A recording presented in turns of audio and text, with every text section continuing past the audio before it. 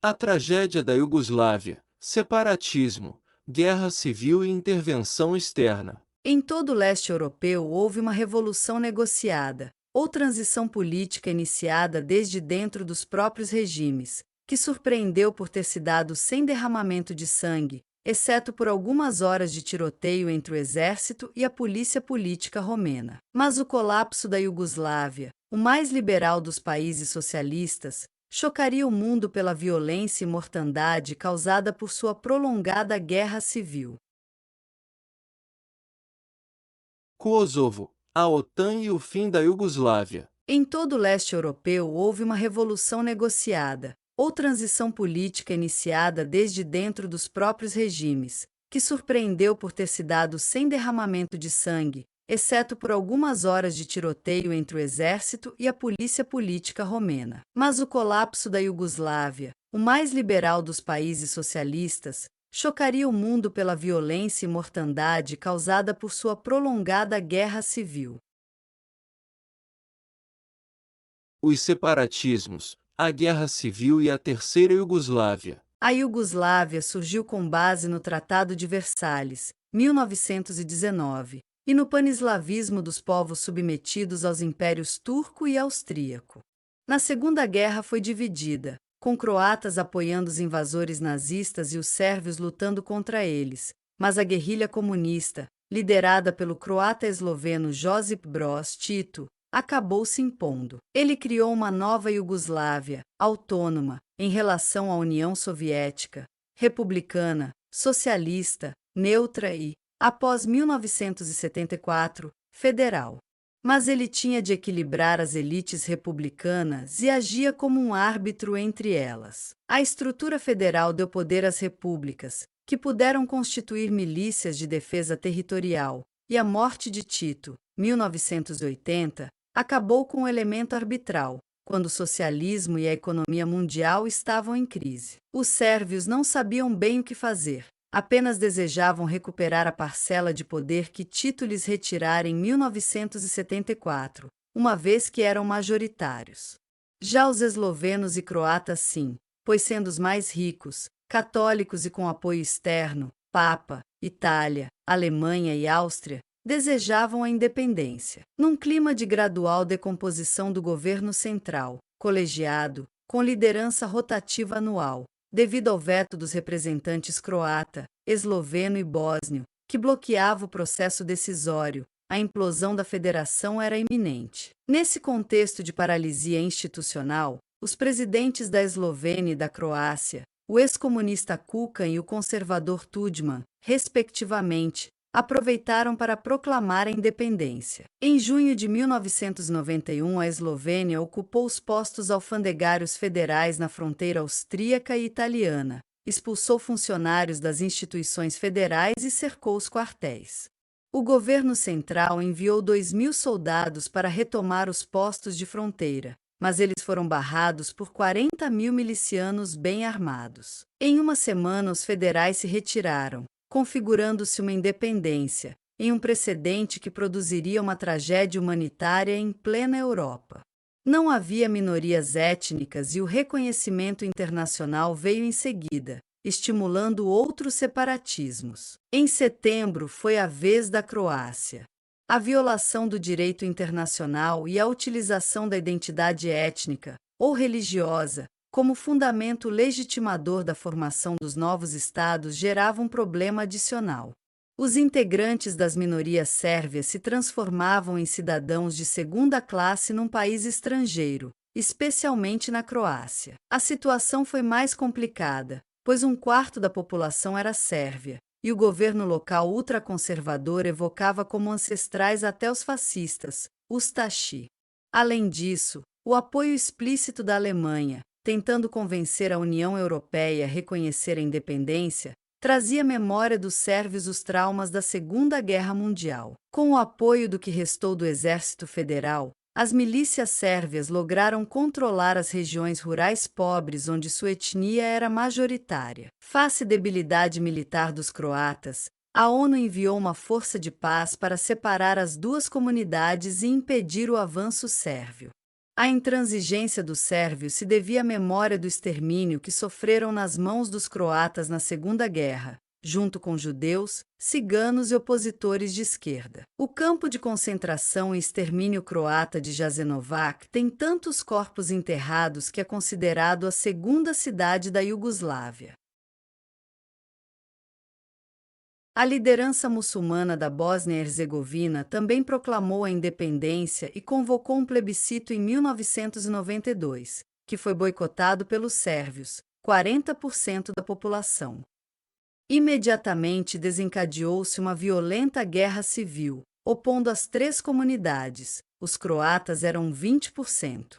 Os bósnios logo ficaram cercados nas cidades, pois se tratava de uma população urbana de classe média, que se convertera ao Islã durante a ocupação turca. A violência do conflito deveu-se, principalmente, ao engajamento dos civis, que se encontravam adestrados para a guerra e possuíam arsenais do exército em cada aldeia, devido à estratégia militar iugoslava, doutrina da defesa popular total. No passado, a Iugoslávia esperava por uma invasão da OTAN ou do Pacto de Varsóvia e preparou uma defesa baseada na resistência popular. Agora a população usava esses recursos para uma luta de casa em casa, contra os próprios vizinhos. Os sérvios, com auxílio do exército, controlaram 2/3 do território, porque sendo, sobretudo, uma população rural, este era o espaço por eles habitado. Os croatas e bósnios, que também lutavam entre si, eram auxiliados pelas potências ocidentais, especialmente a Alemanha, e os últimos, também por países islâmicos, como a Turquia, e inclusive voluntários fundamentalistas iranianos. A questão croata teve nos europeus os grandes estimuladores, mas no tocante à Bósnia e Kosovo, os americanos tomaram as rédeas. A grande mídia construiu mitos. O primeiro deles é a demonização dos sérvios, que teriam inventado a chamada limpeza étnica, visando criar uma grande Sérvia.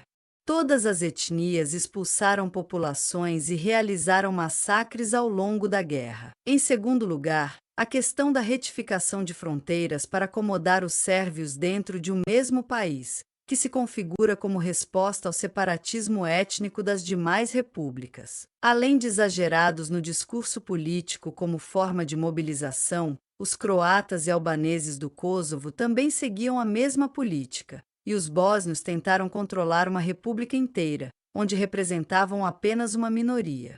Os grandes povos da Iugoslávia pertencem ao mesmo grupo étnico, e suas diferenças são pequenas. Os bósnios, por exemplo, são servo-croatas convertidos ao Islã, enquanto a língua é comum, apenas grafada diferente, alfabeto cirílico e latino, respectivamente. Enfim, a teoria do nacionalismo atávico serve para ocultar a responsabilidade de líderes e partidos regionais e nacionais, bem como de potências estrangeiras, que estimularam e manipularam os micronacionalismos com fins políticos. Com a desagregação da Iugoslávia, em 1992, a Macedônia também se tornou independente, após negociar com Belgrado. Em abril do mesmo ano, as repúblicas da Sérvia e do Montenegro criavam, por plebiscito, uma nova Iugoslávia em miniatura, a Terceira Iugoslávia. O que demonstra os interesses externos em jogo é que membros da União Europeia, de imediato reconheceram e apoiaram as repúblicas separatistas, enquanto a Iugoslávia remanescente não, sofrendo inclusive isolamento diplomático e embargo econômico e militar. Também era estigmatizada pela imprensa internacional, referida apenas como Sérvia, liderada pelo polêmico Milošević, que passou a ser considerado ditador, apesar de vigorar no país o multipartidarismo e as eleições regulares. Os combates na Bósnia prosseguiram, especialmente nas cidades divididas ou nos corredores estratégicos que ligavam regiões isoladas. Sintomaticamente, a comunidade internacional não tomou uma atitude, além de inundar a Europa com imagens sangrentas,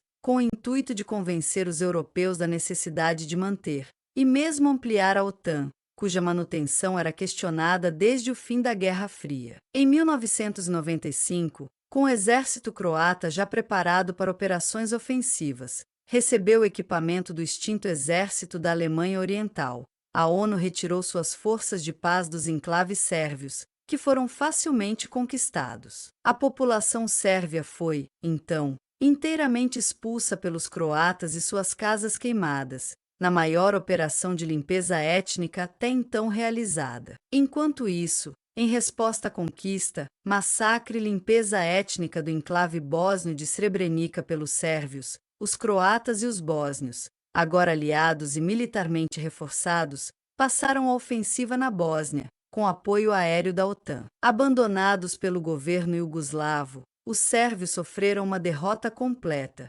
enquanto quase 1 milhão deles convertiam-se em refugiados. Milošević, esgotado pelo embargo econômico, foi obrigado a aceitar os acordos de Dayton, que transformaram a Bósnia-Herzegovina em uma confederação, que reunia uma república sérvia, 49% do território, e uma federação bósnio-croata. O país foi ocupado por forças de paz da ONU, que incluíam os principais países da OTAN. Contudo, o embargo econômico não foi totalmente levantado contra a Iugoslávia, sob o pretexto dos desmandos políticos de Milošević em relação à oposição. Da mesma forma, embora os massacres, inclusive de civis, tenham sido praticados por todos os protagonistas, as grandes lideranças sérvias foram indiciadas por crimes de guerra pelo Tribunal Penal Internacional de Haia, enquanto apenas croatas e bósnios de menor hierarquia militar eram inculpados. Nenhuma providência foi tomada para repatriar os sérvios expulsos de toda a Croácia e de partes da Bósnia. Nem o presidente croata Tudjman foi acusado de limpeza étnica. A partir desse momento, as potências da OTAN passaram a explorar dois focos potenciais de conflito no que restava da Iugoslávia: o problema dos albaneses da província de Kosovo e a oposição política interna e a liderança de Montenegro. Com relação à última questão, Milošević demonstrou flexibilidade política, logrando conter os protestos da classe média e de ultranacionalistas sérvios através de compromissos e da formação de um governo de coalizão. Assim, a OTAN buscou outros caminhos, procurando reorganizar e fortalecer a guerrilha albanesa no Kosovo, que as forças iugoslavas haviam neutralizado facilmente. Com o apoio do presidente conservador da Albânia, Berisha, houve a fusão de grupos guerrilheiros antigos com grupos ligados ao contrabando e ao narcotráfico, dando origem ao Exército de Libertação do Kosovo, ELK, em 1996. Além de apoio das potências da OTAN, o ELK era financiado por algumas comunidades albanesas da União Europeia e nos Estados Unidos, e especialmente pela máfia albano-kosovar, que transporta e distribui heroína vinda da Turquia para a Europa. A derrubada de Berisha por uma rebelião popular em 1997, devido à falência das pirâmides de investimento, seguida de um caos generalizado, permitiu a alguns países da OTAN enviar tropas ao país. Então, intensificaram-se os ataques da guerrilha no interior do Kosovo contra os sérvios e contra os seguidores do líder moderado dos kosovares, Rugova, que desejava barganhar autonomia com Belgrado. A reação das forças iugoslavas produziu vítimas que alimentariam a propaganda ocidental e desacreditaria os kosovares moderados, majoritários. Com a escalada do conflito, a OTAN exerceu forte pressão para conversações de paz, que se realizaram em Rambouillet, na França, onde impuseram condições que eram inaceitáveis aos iugoslavos. Este impasse destinava-se a precipitar um conflito longamente preparado, e o momento escolhido destinava-se a salvar o ELK, que se encontrava em dificuldades, bem como a instrumentalizar a discussão sobre as mudanças na estrutura da OTAN. Estas teriam lugar durante o cinquentenário da organização, que alterou seu status de defensiva para ofensiva. Com a interrupção das negociações, a OTAN lançou uma massiva ofensiva aérea contra toda a Iugoslávia em 24 de março de 1999, sem consultar o Conselho de Segurança da ONU. Os bombardeios aéreos e de mísseis visaram inicialmente a alvos militares e depois a infraestrutura civil. Surpreendidos pela capacidade de resistência dos iugoslavos, que não se amedrontaram, passaram a atacar fábricas e, finalmente, zonas residenciais, como forma de aterrorizar a população. Para a OTAN, quando os bombardeios se mostraram infrutíferos, devido à unidade nacional que se criou na Iugoslávia, as inesperadas manifestações contra a guerra na Europa e a eficácia do Exército Federal em conter os ataques da guerrilha no Kosovo, a estratégia radicalizou-se. Contudo, as fissuras na aliança logo se fizeram sentir, com a recusa de vários membros de promover uma invasão terrestre. No início de junho, após 3 meses de bombardeios ininterruptos, Milošević aceitou um acordo pelo qual retirava as tropas da província, que continuaria sendo parte integrante da Iugoslávia, e permitia a entrada da OTAN e da Rússia. Os refugiados deveriam retornar, e o LK seria desmilitarizado. Washington recusou o termo desarmado. A Iugoslávia teve sua infraestrutura destruída, e Milošević aceitou a realização de eleições diretas para presidente.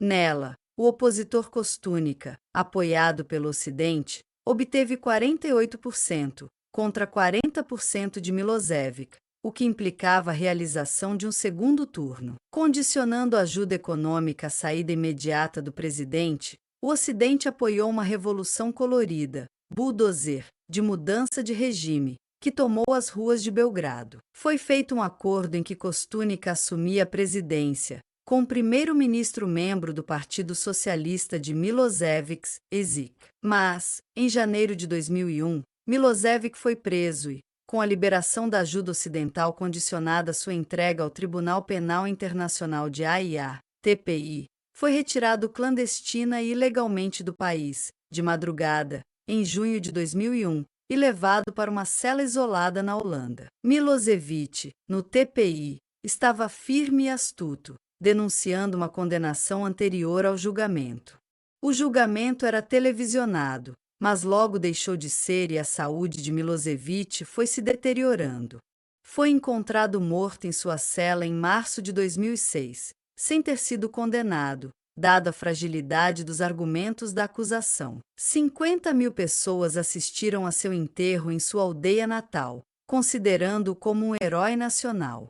Já o ex-líder do LK e primeiro-ministro kosovar Hashim Thaçi foi, uma década depois, acusado não apenas por chefiar organizações criminosas, mas por matar prisioneiros sérvios, ocultados em fazendas no interior, e vender seus órgãos via Albânia. O mapa dos Balcãs voltou a ser, como séculos antes, um agregado de pequenos principados satelizados por potências europeias, por acaso as mesmas dominadoras da região nas guerras mundiais.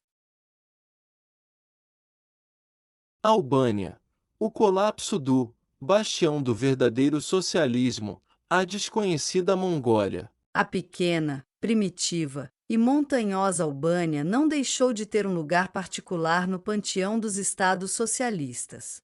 Convertida ao Islã pelos turcos, fora dominada pela Itália e empreendeu uma guerrilha comunista bem-sucedida, liderada por um jovem professor de francês, Enver Hoxha. Não fazia parte da área soviética definida em Ialta, e o principal problema dos comunistas albaneses era não serem absorvidos pelos iugoslavos. Quando Tito e Stalin romperam, eles se aliaram a Moscou, que não tinha interesse no país, a não ser como contenção dos iugoslavos. Quando Khrushchev se reaproximou de Tito, Enver se aliou à China, adotando um discurso de pureza ideológica stalinista contra os socialismos revisionistas iugoslavo e soviético. Mas os chineses não tinham interesses geopolíticos. Nos anos 1960, apenas desejavam aumentar sua influência contra a União Soviética dentro do comunismo internacional, provocando sua divisão e enfraquecimento irreversíveis. Quando os chineses se aliaram aos Estados Unidos, ingressaram na ONU e anunciaram reformas,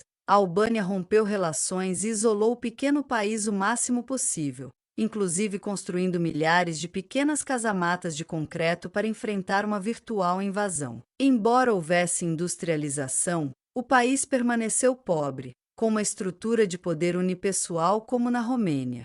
Apesar da alegada pureza ideológica do regime, ele então comerciava com os países ocidentais e a Iugoslávia. Em 1985, Enver Hoxha morreu e foi substituído por Ramiz Alia, que tentou promover algumas reformas e abertura interna e externa a partir de 1986. Com as mudanças que ocorriam no leste europeu, tais políticas foram aceleradas de 1989 a 1990, sendo concedida anistia ampla e a criação de um sistema pluripartidário. Em 1991, houve um êxodo de milhares de albaneses para a Itália em barcos precários, através do Estreito de Otranto. Na época da Guerra Fria, os refugiados eram acolhidos, mas agora foram mandados de volta. Houve eleições em março e a Lia venceu, mas com os votos do interior, pois a oposição triunfou nas cidades e na capital, Tirana. Em maio, houve uma greve de 300 mil trabalhadores, e o primeiro-ministro Fatos Nano estabeleceu um governo de coalizão com a oposição, duramente criticado pelos comunistas contrários às reformas, e ele se desfez em dezembro. Em março de 1992, o Partido Democrático venceu com 60% dos votos o Partido Socialista, ex-comunista, que obteve 20% apenas, mas a abstenção fora de 80%. Sali Berisha, ligado aos conservadores clãs do Norte, torna-se o primeiro presidente pós-comunista. Aliou-se aos Estados Unidos e permitiu a instalação de uma base da OTAN para ações na Bósnia. Perseguiu os socialistas, prendeu os líderes históricos e proibiu o PS, enquanto o tráfico, o desemprego, 18%, e a criminalidade se alastraram pelo país. 500.000 de pessoas, 17% da população, era obrigada a trabalhar no exterior. Mas ele entusiasmou a população com os investimentos em pirâmides financeiras, que entraram em colapso em 1997, gerando quebras de bancos, perda dos depósitos e uma revolta popular armada que o derrubou. Como na Iugoslávia, havia grande quantidade de armas nas mãos de comitês locais de defesa. Os socialistas reformados voltaram ao poder, mas seguiram na aliança com o Ocidente e o apoiou na Guerra do Kosovo. Uma realidade que não foi alterada é que parte da população permaneceu isolada em aldeias, mantendo uma política de clãs, fragmentando o país e mantendo redes que serviram de ponte entre a Turquia e a Europa, para tráficos de variados tipos. Junto com os regimes do leste europeu, caiu o segundo regime socialista, desde 1924, a desconhecida Mongólia, exterior. Sua evolução política e desenvolvimento seguiram o caminho das repúblicas muçulmanas da Ásia Central Soviética, especialmente do Cazaquistão, cuja população era nômade como a mongol. Todavia, como nação budista, havia semelhanças com o Tibete, com uma imensa teocracia parasitária, que suplantava até mesmo a nobreza. Quase 40% da população estava ligada aos mosteiros mongóis, que controlavam as melhores pastagens e privavam a economia da mão de obra necessária. Era um país em declínio, inclusive demográfico, no início do século XX, que não lembrava a época de ouro de Gengis Khan.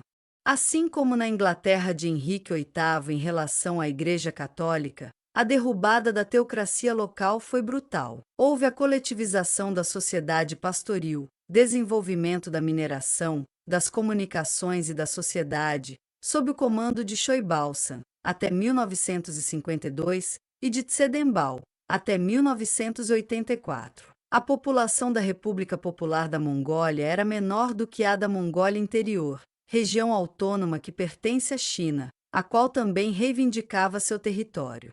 Mas Stalin obrigou Mao a aceitar a independência do país, e até os anos 1990, havia uma enorme estátua do líder soviético em Ulaanbaatar, a capital. Os mongóis eram gratos e se sentiam protegidos por Moscou, pois a migração chinesa era considerada uma ameaça. E foi Gorbachev quem apoiou os reformistas, que acabaram perdendo o poder quando a União Soviética se desintegrou. Hoje, a Mongólia mantém sua autonomia, no equilíbrio estratégico entre a China e a Rússia. De Berlim a Moscou, queda do CUS e fim da União Soviética, de 1990 a 1991. O terremoto político que derrubou os regimes socialistas do leste europeu, em 1989, e que contou com o apoio de Gorbachev, inclusive através da KGB, facilitou a aproximação com o Ocidente, mas também produziu ondas de choque, que atingiram a União Soviética. O regime soviético entrou em um ciclo de tensões e conflitos que levaram ao seu fim, bem como acabaram produzindo a implosão do próprio Estado em 1991. O líder reformista perdeu o controle do movimento que havia criado e foi ultrapassado pelos acontecimentos. Uma superpotência se desintegraria, mesmo contando com imensos recursos de poder político-militar, sem que fosse derrotada em uma guerra e sem derramamento de sangue, como na Iugoslávia. Era o insólito fim de uma aventura iniciada em 1917 por um pequeno grupo de militantes, que criou uma nova sociedade moderna e a segunda potência mundial, com imensos recursos econômicos e militares, e desmoronou como um castelo de cartas. Aqui será descrita a crise terminal do regime socialista e do Estado soviético desde a queda do leste europeu, de Berlim a Moscou. A análise será abordada no último capítulo, com as diversas interpretações sobre o fenômeno ocorrido há 30 anos, cujas ondas de choque ainda não cessaram. Isto porque o desaparecimento da União Soviética e do socialismo soviético também marcou o fim da ordem internacional bipolar, moldada em decorrência dos resultados da Segunda Guerra Mundial. Pacificação doméstica e o internacional, divórcio partido-Estado. O que Gorbachev considerava uma grande vitória era a obtenção da paz internacional e o desengajamento da União Soviética dos conflitos do Terceiro Mundo. A redução e, até mesmo, o corte da ajuda militar, econômica e diplomática forçou os sandinistas a negociar com os contras na Nicarágua e disputarem uma eleição, que foi perdida. A América Central estava pacificada e Cuba estava por conta própria, refluindo do seu enorme protagonismo mundial dos anos 1970 e 1980. Da mesma forma, houve a negociação da guerra em Angola, com a retirada cubana e o fim da ajuda soviética. O mesmo ocorreu com a Etiópia, cujo regime cairia em 1991. A ajuda ao Vietnã também foi drasticamente reduzida, com a saída de suas tropas do Campucheia, Camboja, onde a situação foi encaminhada para as mãos da ONU. Por fim, em fevereiro de 1989, houve a retirada soviética do Afeganistão, mantendo-se alguma ajuda econômica e assistência militar, por insistência do exército. Inesperadamente, os comunistas afegãos resistiram aos guerrilheiros fundamentalistas islâmicos e o regime somente caiu, ironicamente, depois da União Soviética, em abril de 1992. Com os União Soviética havia sido negociada a redução de armamentos, com Bush, pai, que proclamou o advento de uma nova ordem mundial, colhendo os frutos da pressão de Reagan sobre Gorbachev. Com relação ao leste europeu, suas economias eram acopladas à da União Soviética, que no passado auxiliará a industrialização pesada, com o objetivo socioeconômico de criar a classe revolucionária. Mas, apesar da modernização e dos avanços sociais e econômicos inegáveis, a tradição cultural e a questão nacional sobreviveram.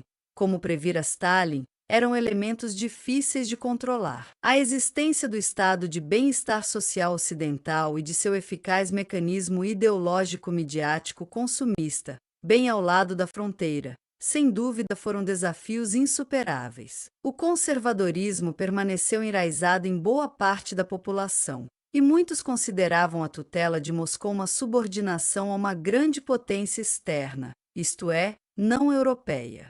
Seu termo de comparação não era o passado de subdesenvolvimento ou a vizinha Europa atrasada do Mediterrâneo, mas sim a Europa ocidental hiperdesenvolvida, com a qual tinham fronteira. Os tchecos se comparavam aos alemães ocidentais, assim como também os orientais, e os húngaros aos austríacos. Outro problema estrutural era a pouca margem de manobra dos regimes, pois Moscou, em última instância, os considerava parte de um esquema militar e diplomático defensivo, exercendo controle através do Pacto de Varsóvia e do Comecon, o mercado comum socialista. Quando Gorbachev achou que esses países não eram mais necessários, abandonou-os sem qualquer hesitação. Com o estabelecimento da Conferência de Segurança e Cooperação Europeia, a coexistência pacífica fora institucionalizada, bem como a Agenda dos Direitos Humanos, dos quais os países do leste socialista eram consignatários. O bloco soviético obtinha paz internacional, mas adquiria obrigações internas de respeitar normas internacionais, o que seria um alento aos dissidentes. Para melhorar o nível de consumo, era necessário importar produtos e tecnologias ocidentais, a serem pagas com moeda conversível. Para tanto, era preciso exportar bens e participar de reuniões em organizações econômicas internacionais, tendo como resultado a formação de uma nova geração de tecnocratas socialistas conectada aos seus colegas do capitalismo. As crises do petróleo de 1973 e 1979, a reestruturação da economia mundial, a rápida industrialização dos tigres asiáticos, que liquidaram as vantagens comparativas do leste europeu, e o aumento da taxa de juros no início dos anos 1980 afetaram seriamente a Europa Oriental. Para compensar o déficit comercial e cambial, ela se endividou muito, como ocorreu com o regime militar do Brasil, mas não conseguia mais arcar com os compromissos internacionais, sobretudo porque a União Soviética tinha que auxiliar regimes revolucionários do Terceiro Mundo e suas guerras, e também se encontrava em dificuldades. A Polônia foi a nação mais afetada pela crise. Os anos 1980 haviam sido caracterizados pela nova Guerra Fria, estimulada pelo presidente Reagan, e pelas reformas neoliberais da primeira-ministra britânica Margaret Thatcher. Ela cunhara a expressão TINA, isto é, não há alternativa às reformas neoliberais. Os problemas enfrentados na Europa Ocidental não eram muito diferentes dos enfrentados nos países do leste europeu. Propostas de reformas já existiam dentro dos governos comunistas, lançadas pelos tecnocratas jovens que conviviam com funcionários ocidentais e também viam os ajustes neoliberais da economia como uma opção para suas endividadas nações. Ironia da história: ao lutar por liberdade em relação a um sistema opressivo, setores da sociedade não imaginavam que estavam destruindo seus empregos e sistema de seguridade social. O descontentamento social crescia quando Gorbachev chegou ao poder em 1985, propondo uma agenda de abertura política e econômica com a perestroika. Além dela, havia um novo pensamento diplomático, visando reduzir a tensão internacional e a corrida armamentista, que afetavam a economia soviética. O conceito de casa comum europeia, por sua vez, propunha uma esfera de cooperação de Lisboa ao Estreito de Bering. Tal conceito e os princípios liberalizantes na economia, no sistema político e na diplomacia tiveram, então, forte impacto no leste europeu. Após 1987, não havia mais possibilidade de voltar atrás, porque o próprio Gorbachev alertara os líderes do leste europeu que não haveria mais ajuda soviética e que deveriam implantar reformas políticas e econômicas. Uma geração de gerontocratas começava a se retirar de cena, e no segundo semestre de 1989 todos os líderes da Europa Oriental haviam sido afastados do poder. A narrativa estabelecida foi a de que a sociedade civil promoverá uma revolução popular, que derrubar os regimes socialistas e varrer o comunismo para a lata de lixo da história. Mas não foi exatamente o que ocorreu, como demonstrou o historiador norte-americano Stephen Hawking em seu livro A Sociedade Incivil. Assim, devido ao fim da Guerra Fria, ocorrida em 1987, no segundo semestre de 1989, os regimes socialistas de tipo soviético da Europa Oriental foram varridos, praticamente sem resistência interna e externa. As razões para a União Soviética ter permitido e até auxiliado tal processo se deveram à perda de importância estratégica de seu glacis defensivo na era dos mísseis intercontinentais e ao elevado custo político-econômico da manutenção da maioria desses regimes. Eliminava-se, assim, um dos obstáculos à détente com o Ocidente, e em dezembro de 1989 Moscou assinava um acordo de cooperação com a Comunidade Europeia, no caminho da materialização do sonho gorbacheviano de uma casa comum europeia e a obtenção de ajuda financeira. Não houve qualquer tratado formal entre o Ocidente e a União Soviética, tendo Gorbachev recebido apenas promessas informais de apoio econômico e de não expansão da OTAN, em troca da dissolução do Pacto de Varsóvia. Nada disso foi cumprido, posteriormente, pelo Ocidente, em troca das concessões soviéticas. Da mesma forma, os supostos atores populares da Revolução Democrática saíram de cena logo em seguida. Aliás, quando eles foram às ruas, a transição já havia sido negociada discretamente entre os elementos reformistas, gorbachevianos, dos próprios regimes e alguns opositores selecionados, que passaram a controlar a economia e o Estado. Alguns eram conservadores, mas boa parte eram membros que haviam sido expurgados no passado e foram reintegrados, o que evidencia que se tratava de um pacto entre setores do próprio sistema, agora em busca da democracia liberal e do mercado. Os movimentos trabalhistas de oposição, que queriam depurar o socialismo burocrático, pacifistas e ecologistas foram meros figurantes em uma trama que não compreendiam e logo dispersos. As privatizações em proveito de membros da cúpula e de corporações estrangeiras, junto com as políticas neoliberais adotadas, deixaram grande parte da força de trabalho desamparada, embora a narrativa triunfante fosse da conquista da liberdade e de promessas sociais otimistas. Todavia, 20 anos depois, ela seria alterada por outra versão dos fatos. Por mais que o líder soviético argumentasse que a queda do leste resolvera um problema para a União Soviética, houve um clima de desmoralização no país, pois as condições econômicas e a situação política seguiam se degradando. Mais de 500 mil de soldados com suas famílias retornaram do exterior sem ter como se manter nem onde morar, inclusive com muitos sendo dispensados, devido aos cortes no efetivo. O descontentamento dos militares crescia, devido à perda do status internacional do país e da própria corporação, dentro da estrutura de poder vigente. O sabor era mais de derrota e humilhação, pois foi acompanhado da retirada do Afeganistão. Por outro lado, os opositores na União Soviética se sentiram mais encorajados ainda a avançar suas agendas de separatismo ou de transição à economia de mercado. E todos reivindicavam a democracia, fosse socialista, liberal ou nacional. No exterior, a União Soviética e seu errático líder eram vistos, cada vez mais, com desdém. Na União Soviética, a luta pelo poder continuava e a tensão crescia, pois a perestroika se transformará numa catastroika. O déficit orçamentário crescia, passando de 2% do PIB em 1985 para 10% em 1988, tendo surgido algo desconhecido na União Soviética, a inflação. Uma greve de mineiros abalou o país, reclamando melhores salários e condições de trabalho. A resposta de Gorbi, como sempre, era mais do mesmo e fugir para diante. Os preços foram liberados, foi criada uma bolsa de valores e ele formalizou diversos tipos de propriedade, estatal, cooperativa, arrendatária e outras.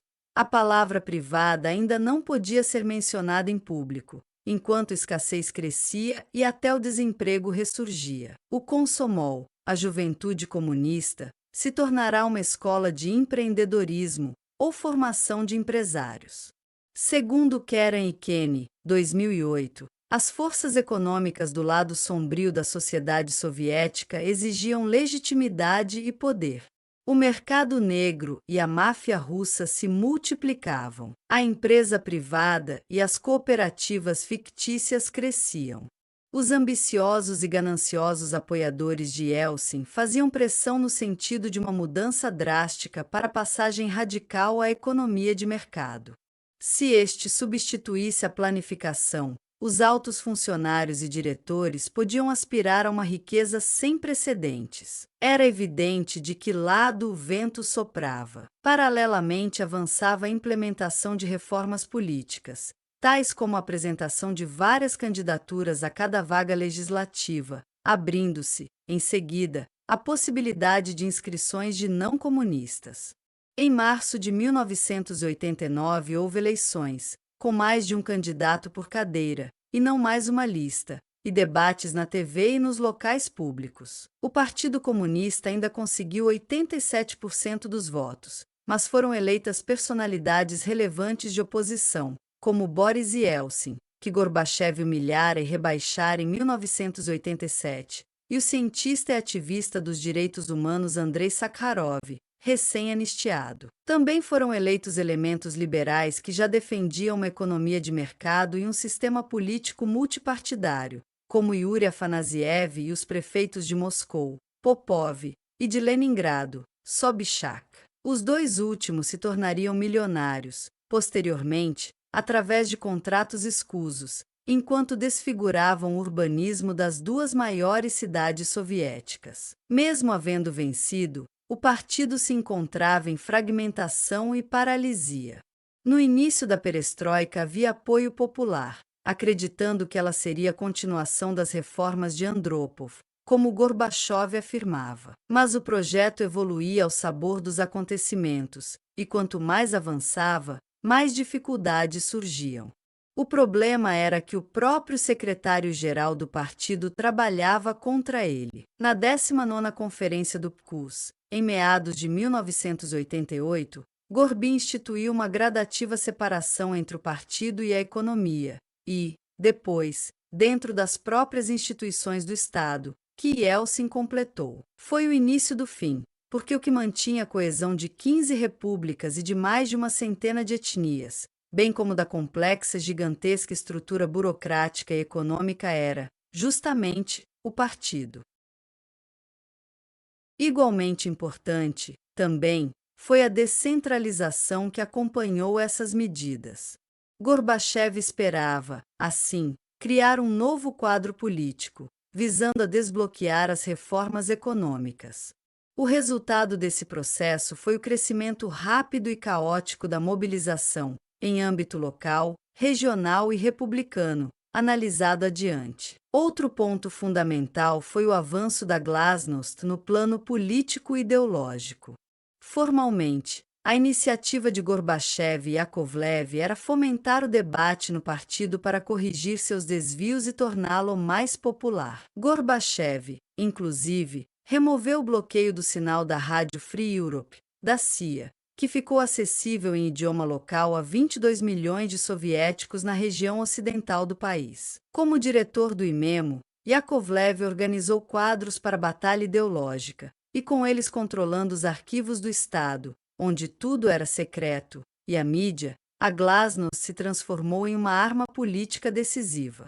A ideia de Gorby de rever o passado de forma ampla, inclusive reintroduzir o nome Stalingrado, foi mudando de rumo. Para combater seus adversários, ele iniciou uma segunda desestalinização, levando a questão diretamente para a sociedade, sem interferência do partido. Livros encomendados, documentários na televisão e publicação nos jornais de documentos cuidadosamente selecionados se tornaram instrumentos para a desmoralização dos opositores das reformas dentro do partido. Ironicamente, quando as reformas começaram a produzir resultados negativos para a população, ela passou a considerar Stalin uma figura histórica positiva.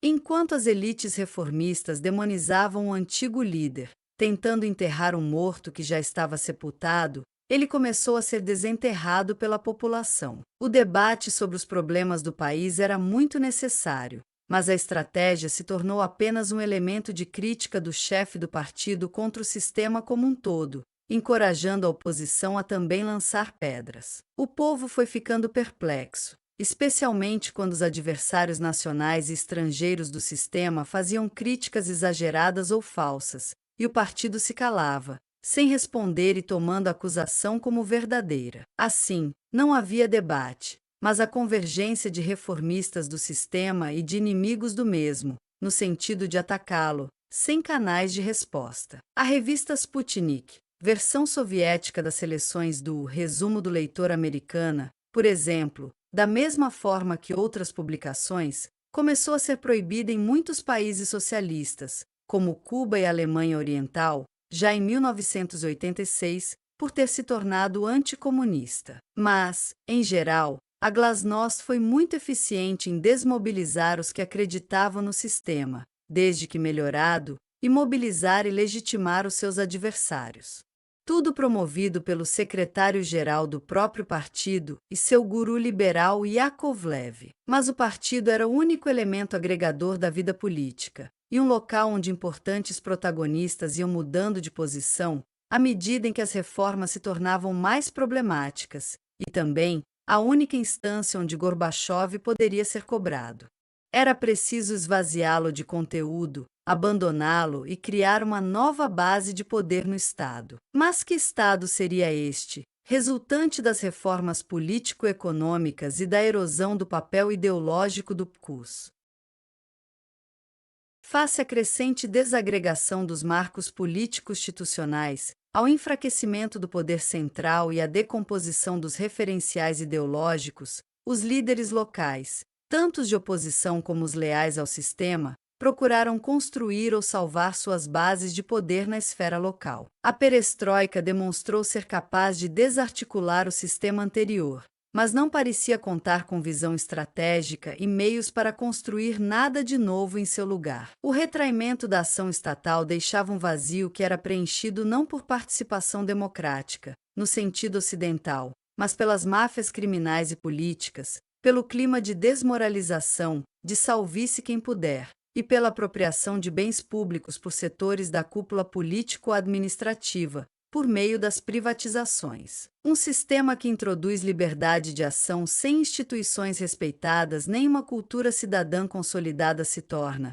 necessariamente, um instrumento a serviço dos mais espertos, fortes e bem relacionados, em detrimento dos demais. Yeltsin versus Gorbachev, ascensão das forças pró-mercado e os nacionalismos. Gorby continuou seu processo de mudança política, separando cada vez mais o partido do Estado, e foi eleito pelo Soviete Supremo da União, Parlamento Federal, como presidente da União Soviética, novo cargo criado em março de 1990. Na mesma eleição, os autodenominados democratas, liberais pró-mercado, antissocialistas, venceram em Moscou e em Leningrado, encontrando em Yeltsin seu decidido líder e instalando um duplo poder, que inexistia desde 1917. Ele voltou à política, depois de perseguido e rebaixado por Gorbachev em 1987, e foi eleito deputado pela região de Sverdlovsk. Foi eleito presidente do Soviete Supremo da República Russa, equivalente a primeiro-ministro, e iniciou uma disputa política contra o governo soviético, central, e Gorbachev. Apenas 3 meses depois ele obteve a aprovação da soberania da Rússia, primazia das leis russas sobre as soviéticas, primeiro passo para promover a independência da Rússia em relação à União Soviética. O aparecimento de um nacionalismo russo, que serviu de plataforma para Yeltsin, será explicado adiante. Em julho de 1990 foi realizado o 28º Congresso do PCUS, que seria o seu último.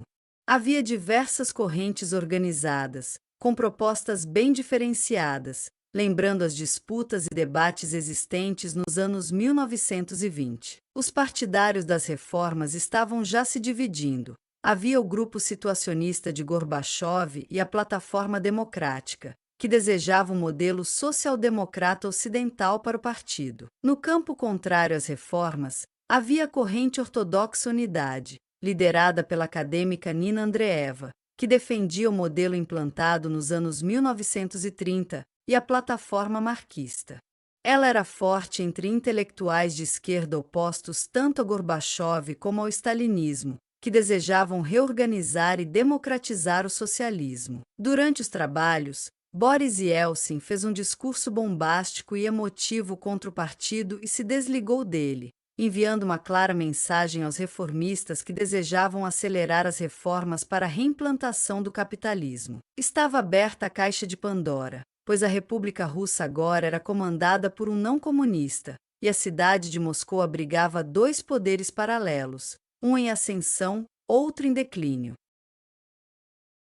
Aqui é necessário analisar o que era a questão nacional e sua propalada união de povos iguais.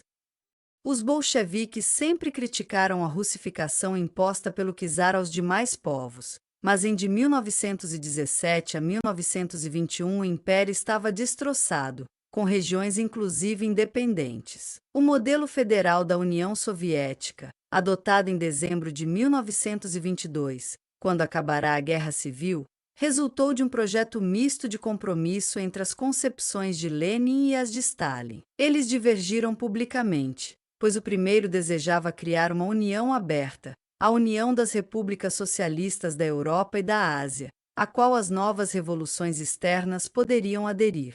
Mas será que a China de Mao, por exemplo, aceitaria que sua capital fosse em Moscou? Stalin, o único não-russo da liderança que conquistou o poder, havia sido encarregado, em 1913, de estudar a questão nacional, para que os bolcheviques respondessem às teses austro-marxistas.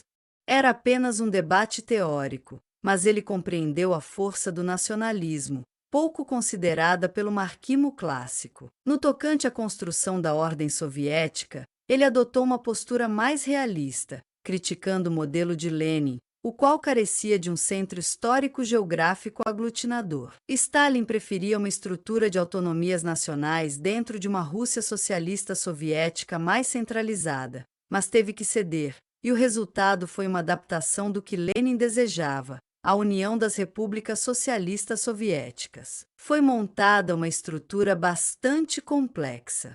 A União era responsável pela defesa externa, segurança interna, diplomacia, planejamento econômico, transporte e comunicações. As repúblicas federadas, por sua vez, administravam a justiça, a educação, os assuntos interiores, a propriedade da terra, a saúde e a seguridade social. Assim, a nova estrutura administrativa permitiu a industrialização acelerada e criação de um homem soviético supranacional. Apesar do elevado grau de centralização e de o direito à secessão ser apenas teórico, houve florescimento cultural e econômico dessas nacionalidades, muitas das quais puderam, após séculos de russificação forçada do czarismo, voltar a empregar livremente seu idioma. Havia 4 grupos étnicos principais: indo-europeus, 75% do total, eslavos, armênios e alemães, altaicos, mongóis, turco-tártaros, uralianos, finlandeses, carélios, comis, nenetes e caucásicos, georgianos e minorias do Cáucaso. Todavia, vale notar que a decisão sobre quais seriam as repúblicas federadas, as autônomas e os distritos nacionais resultaram de arranjos políticos locais forjados durante a Revolução e a Guerra Civil. Além disso, foi relevante a construção da nova estrutura estatal e de suas implicações internacionais. Por exemplo, Ucrânia e Geórgia haviam sido reconhecidas como estados independentes por países europeus ao fim da Primeira Guerra Mundial, e foi necessário estabelecer um governo bolchevique local, que, então, solicitava adesão à União. Muitas das fronteiras entre povos foram demarcadas simplesmente buscando consolidar o poder soviético. A Ucrânia, por exemplo, foi invadida por estrangeiros e disputada por diversos grupos rivais locais. As cidades industriais da Bacia do Don, majoritariamente russas e pró-soviéticas, foram integradas na nova república para manter o controle sobre a parte agrária, mais nacionalista e conservadora, de ucranianos e cossacos. Outro problema foram os países bálticos, que durante a Guerra Civil conseguiram, com apoio externo, derrotar os bolcheviques locais e obter a independência. Nos anos 1930 se tornaram ditaduras de tipo fascista. Em 1940 foram anexadas à União Soviética, Pacto Ribbentrop-Molotov, e, depois, apoiaram o Terceiro Reich na guerra, sendo reanexadas em 1945. Muitos países ocidentais não reconheceram diplomaticamente tal incorporação. Por fim, devido à industrialização, mineração e ao desenvolvimento de novas áreas agrícolas, houve muita migração interna e mestiçagem. Os países bálticos eram pouco povoados e, quando foram industrializados, após 1945, atraíram mão de obra de outras regiões. Quase 40% da população da Letônia, por exemplo, era russa ou ucraniana, surgindo ilhas desses povos também nas cidades e minas da Ásia Central. O cultivo das terras virgens da estepe do Cazaquistão, por sua vez, fez com que russos, ucranianos e alemães fossem mais numerosos que os pastores nativos, que em 1989 eram apenas 38% da população da República. Também houve remoção forçada de povos não confiáveis de zonas em fronteiras estratégicas e de comunidades que colaboraram com os nazistas. Embora os russos fossem a etnia mais numerosa, 50% do total, na maior parte da existência da União Soviética ela foi governada por um georgiano, 30 anos, e 2 ucranianos, 30 anos, e apenas no início e no fim por russos, 14 anos. Por incrível que pareça, os russos estavam decepcionados durante a perestroika, por acreditarem que financiavam os outros povos e eram acusados de dominadores, uma frustração que o esperto e alcoólatra Yeltsin soube explorar. Em fevereiro de 1988 tiveram início enfrentamentos violentos intercomunitários, provocados por supostos favorecimentos a trabalhadores de fora. Isto se dava em consequência da deterioração das condições sociais e da luta das lideranças republicanas pelo controle dos recursos econômicos, nos marcos da descentralização, que confundia as competências entre os ministérios federais e as regiões. Em Sumgait, subúrbio petrolífero de Baku, os azeris massacraram trabalhadores armênios, provocando a intervenção do exército e o êxodo de minorias das duas repúblicas do Cáucaso. Em abril de 1989, uma manifestação nacionalista foi reprimida na Geórgia com violência, e 2 meses depois os uzbeques massacraram minorias no Vale de Fergana, seguindo-se confrontos no Cazaquistão e no Quirguistão, Ásia Central. Frentes populares nacionalistas surgiram, primeiro enfocando na cultura, depois na autonomia, nos países bálticos em 1988, enquanto as minorias locais organizavam um interfront para se protegerem dos nacionalistas. Em dezembro de 1989, quando os regimes do leste caíram, Gorbachev publicou os itens secretos do Pacto Ribbentrop-Molotov, de 1939. Lituânia, Letônia e Estônia se sentiram, então, legitimadas para solicitar a independência, o que gerou, posteriormente, um incidente armado na primeira. É importante considerar que, ainda que houvesse ressentimentos nacionalistas adormecidos, o que serviu de elemento catalisador dos conflitos foi a apropriação local do poder, tendo em vista o enfraquecimento do centro e a disputa por recursos. Se olharmos o mapa populacional, pode-se perceber que todas as repúblicas eram multiétnicas e que a mobilização se deu pelas lideranças administrativas. Os russos que viviam na Ucrânia e no Cazaquistão não se mobilizaram em favor de Yeltsin, e sim acatavam as autoridades locais, pois ali viviam há várias gerações. Da mesma forma, milhões de funcionários não russos de cargos federais exercidos dentro da República Russa tampouco foram molestados. Quando o partido foi enfraquecido, o que passou a contar foi a máquina estatal e a disputa entre projetos sociais diferentes, reformistas e socialistas. A maioria dos conflitos e tensões étnicas aconteceu após as independências, especialmente naqueles estados que se autodefiniram como étnicos, bálticos, Geórgia. O problema da Ucrânia, por exemplo, não era com seus russos, mas a relação com a Rússia de Yeltsin, suas reformas e perseguição ao Putin de 1990 a 1991. Após 1992, foi a partilha dos recursos econômicos. A economia era transfronteiriça, das indústrias militares, das forças armadas e a representação internacional. A Rússia foi considerada a única herdeira da União Soviética pela ONU.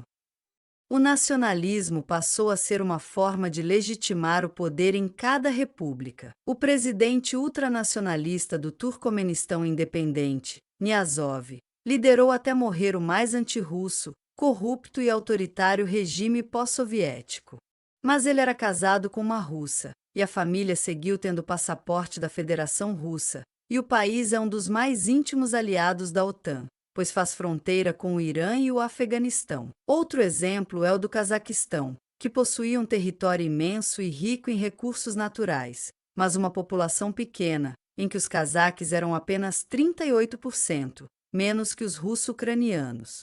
Como as demais repúblicas da Ásia Central, ficou independente contra sua própria vontade, pois dependia das transferências financeiras de Moscou. Era preciso se proteger de Yeltsin. Mas com seus recursos naturais imensos, tornou-se próspera e estável, desenvolvendo o nacionalismo defensivo para não perder a metade norte do país, onde os russos seguiram tendo um lugar de destaque, mesmo que alguns tenham emigrado por razões familiares. Voltando ao campo socioeconômico, a maioria da sociedade soviética sofria, em 1990, os efeitos da desorganização econômica criada pela perestroika. Surgiu, então, criada por intelectuais marxistas, Kozolapov, Ampilov, Yarin e outros, a Frente Unida dos Trabalhadores, fora da estrutura oficial, enquanto os nacionalistas se organizavam nas frentes populares. Mas os operários, que haviam promovido a greve dos mineiros, organizaram a Federação Sindical Independente Russa. Os conflitos escapavam aos tradicionais mecanismos de controle soviético, que já não funcionavam. O caos econômico crescia e o PIB encolhia. Em 1989, crescerá só 2%. Em 1990, foi de menos 4%. Em 1991, de menos 8%, com a inflação atingindo 14%. Preocupado com a situação socioeconômica e a perda de controle político, Gorby solicitou 2 planos econômicos, conhecidos pelos nomes dos coordenadores das equipes. Economistas radicais elaboraram o plano Chatalin, de passagem rápida ao mercado, e tecnocratas do governo elaboraram o plano Rijov, de transição gradual e manutenção de mecanismos governamentais de controle. Descontente com os dois, pediu a Abel Agamben que elaborasse uma síntese de ambos, aprovando-a, mas a Rússia de Yeltsin adotou o plano radical de Chatalin. Insatisfeitos, os aliados liberais de Gorbachev se afastaram e ele chamou pessoas mais conservadoras no segundo semestre, visando buscar um novo equilíbrio contra Yeltsin. Mas, assim procedendo, foi acusado pelos liberais de abandonar as reformas.